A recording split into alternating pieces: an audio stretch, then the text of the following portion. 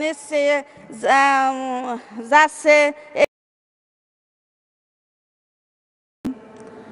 আসসালামু আলাইকুম।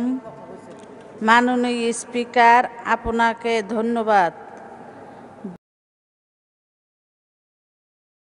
এবারে আমি 2017-18 অর্থ বছরে 4,266 কোটি টাকার প্রস্তাব বাজেট সম্পর্কে কিছুটা আলোকপাত করতে চাই। মাননীয়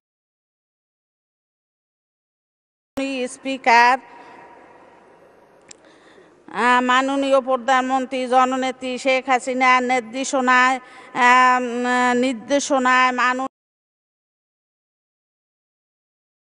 অর্থমন্ত্রী যে বাজেট দিয়েছেন তা অত্যন্ত সময় উপযোগী বাজেট এবং গণমুখী।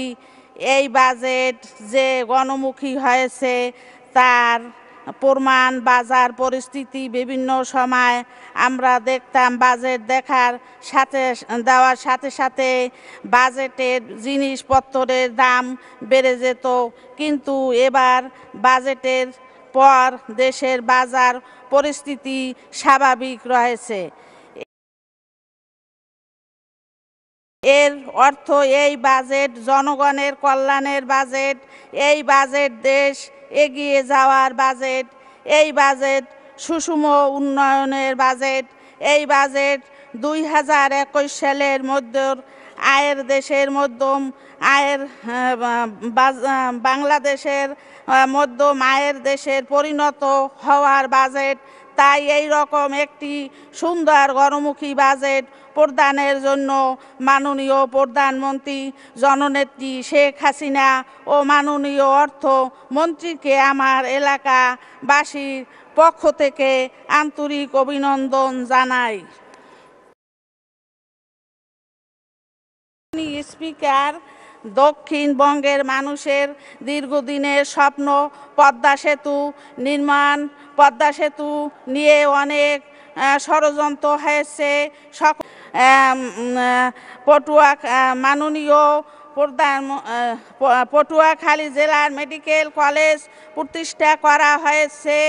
পায়রা তৃতীয় সমুদ্র বন্দর এবং তৃতীয় 1320 মেগাওয়াট ক্ষমতার বিদ্যুৎ কেন্দ্র স্থাপনের কাজ শুরু হয়েছে এবং দ্রুত ও সেতু মন্ত্রীর প্রতি কৃতজ্ঞতা জানাই। মাননীয় স্পিকার, মাননীয় প্রধানমন্ত্রী জননেত্রী শেখ হাসিনা সরকার দেশ এগিয়ে যাচ্ছে। সারা দেশের ব্যাপক উন্নয়ন হয়েছে, মানুষ ভালো আছে, মানুষের জীবনযাত্রার মান বেড়েছে। কিন্তু জামাত, বিএনপি তথা খালেদা জিয়ার এই উন্নত অগ্রযাত্রা ভালো লাগে না, তাদের ভালো। মাননীয় স্পিকার, এবারে আমি আমার এলাকা পটুয়াখালী জেলার কয়েকটি উন্নয়ন প্রকল্প বাস্তবায়নের মাননীয় প্রধানমন্ত্রী অর্থমন্ত্রী মহোদয় সদয় দৃষ্টি কামনা করছি।